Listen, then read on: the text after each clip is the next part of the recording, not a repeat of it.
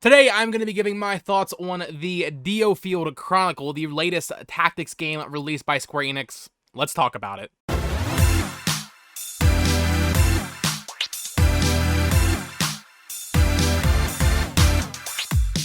Hello there, everyone. Welcome back to the channel. My name is Botox Media, and today we're talking about DioField Chronicle. As I said, this is developed by Landcars, I believe, and published by Square Enix. Came out last week, and I wanted to do a video on it. Now, I haven't beaten the game. I'm about halfway through. I think there's 6 chapters. I just finished chapter 3, so a little bit less, maybe more. I don't know how long these last 3 chapters are going to be.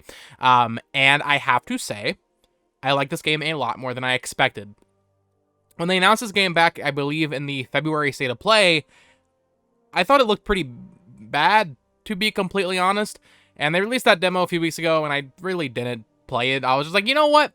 I'm gonna buy the game and just give it a shot blind. I'm stupid like that. Don't do that. Always play demos. But I was just like, you know what? I'm just gonna go in blind, go and get the full game here on Switch, and just see how it does.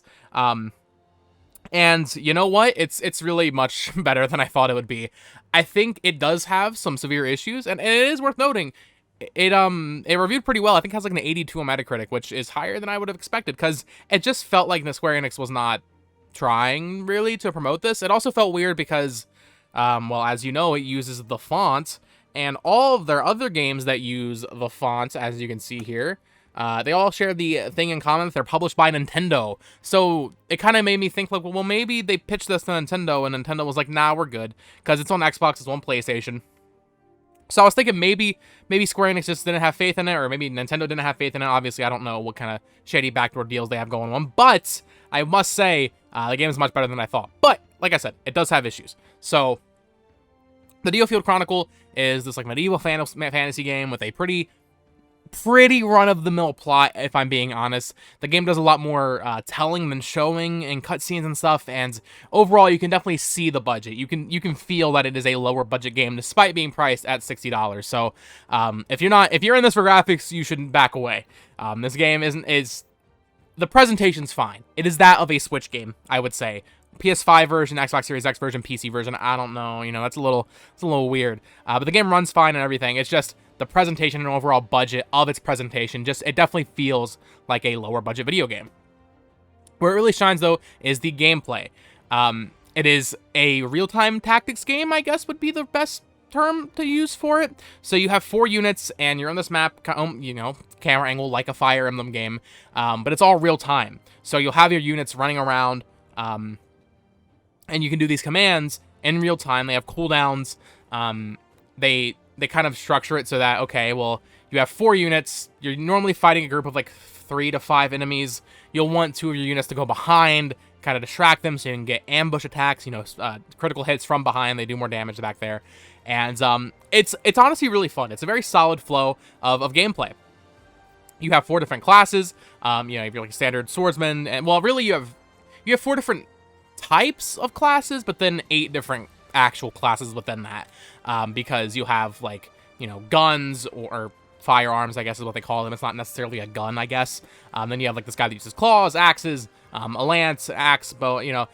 There's plenty of stuff here, but there's 4 core classes, and for the most part, it does feel pretty varied for a while. Eventually, it gets to the point where it's just like every encounter kind of feels the same. I'm playing on normal, by the way. Every encounter kind of feels the same, where you'll have your 2 healers, here's my class setup, right? I have Andreas, the main character, who just uses like a regular sword, and he can do this crazy powerful assassination attack that's broken, or OP, at least from my experience. Then I have Frederick, one of the other main characters, who's on a horse. He can do great like group damage. Then I have 2 mages. I have blanking on the main girl's name. Can't remember. Well, it starts with a W, I think. Blanking on her name, though. And then I have the other healer, or mage clash, I should say. Don't remember his name either, because I guess the names are kind of like, they're very high fantasy names, so forgive me for not remembering names. But I have 2 healers, basically, and then 2 attackers. And using that class setup, it does get to the point where you kind of just have your healers distracting and healing while the other 2 go in from behind and do damage. And that's fun. It is a very fun game. But, 15 hours in, 20 hours in, it does start to get a little bit repetitive. And there are other classes and weapons you can use, but the core strategy loop is going to be the same.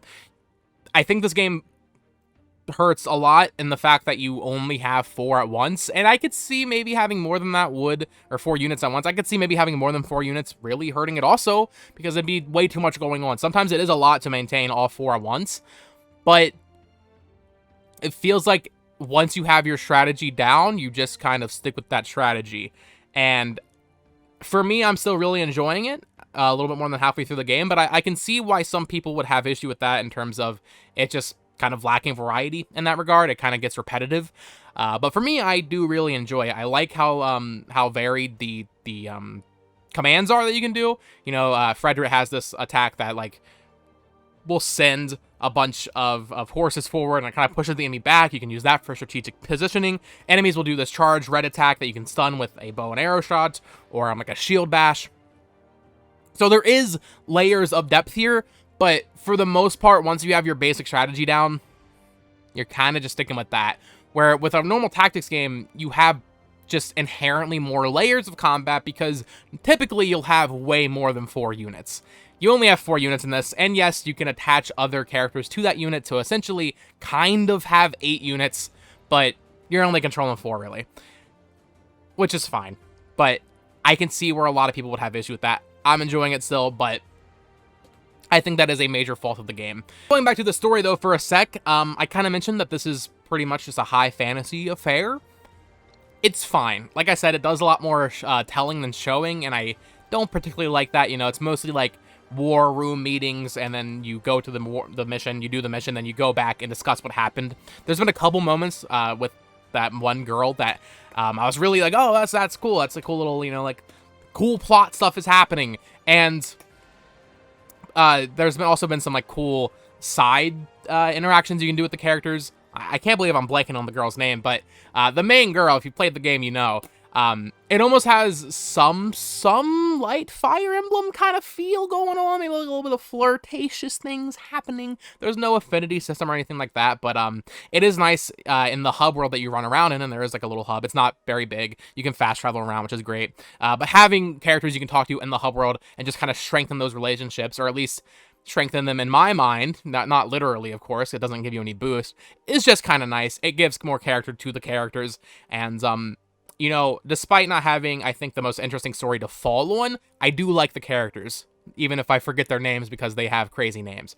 So I do enjoy the cast. I just think the story it's give or take, it's if you're really into like the nitty-gritty story stuff, this game does have a very detailed story with, factions all over the map, and it does a thing that where they show the maps during cutscenes and like, this land over here is doing this while this duke of this land was doing this. And for me, that's sometimes a little much, but it's for someone, right?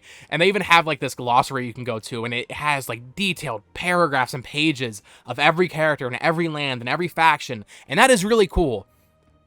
I don't typically really delve that deep into that stuff, but I have to applaud the game for that. Of course, this game also has a full kind of armory and equipment system where you'll buy new weapons and accessories, and it'll boost your stats when you put them on. But it also has summons, and this is another thing that I kind of question with this game. I almost wonder if it was meant to be a Final Fantasy game at one point in development, because it has straight up Final Fantasy summons. You can summon Bahamut.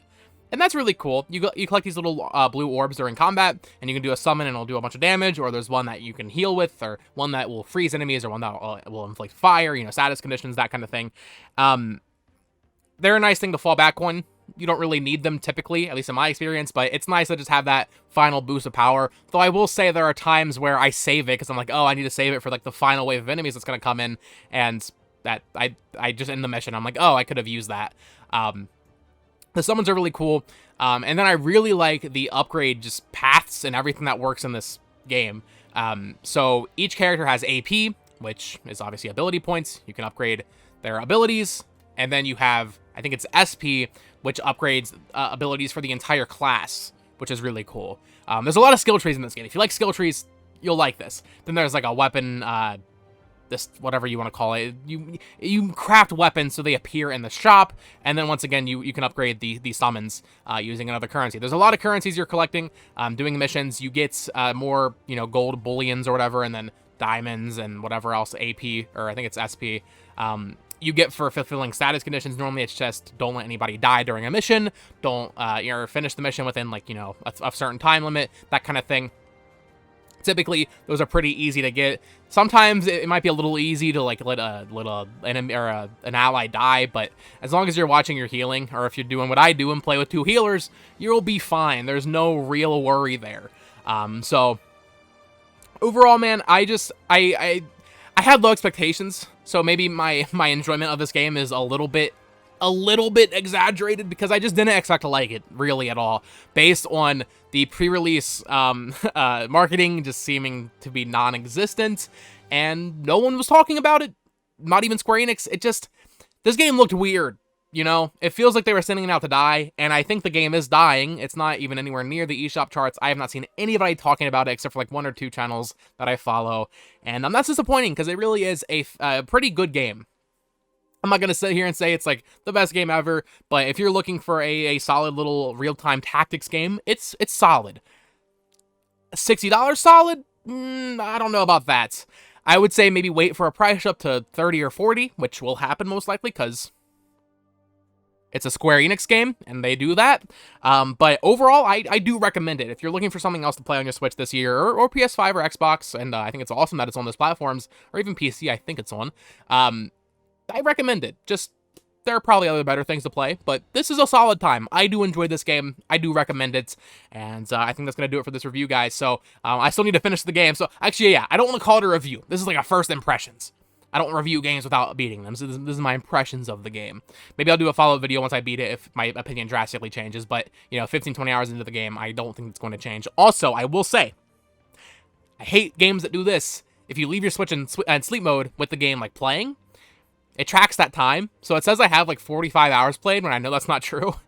So I don't like when games do that. I have to wait to see my proper true play time when the Switch updates within 10 days. But I'm pretty sure I'm around 15 to 20 hours because, I played a decent amount of the game. So that is going to do it for this review, guys. Let me know what you think of the game down in the comments below. If you are planning on picking it up, if you are playing it now, what do you think of it? And of course, you can follow me on Twitter at BookTalksMedia. Subscribe here for more Nintendo Switch content.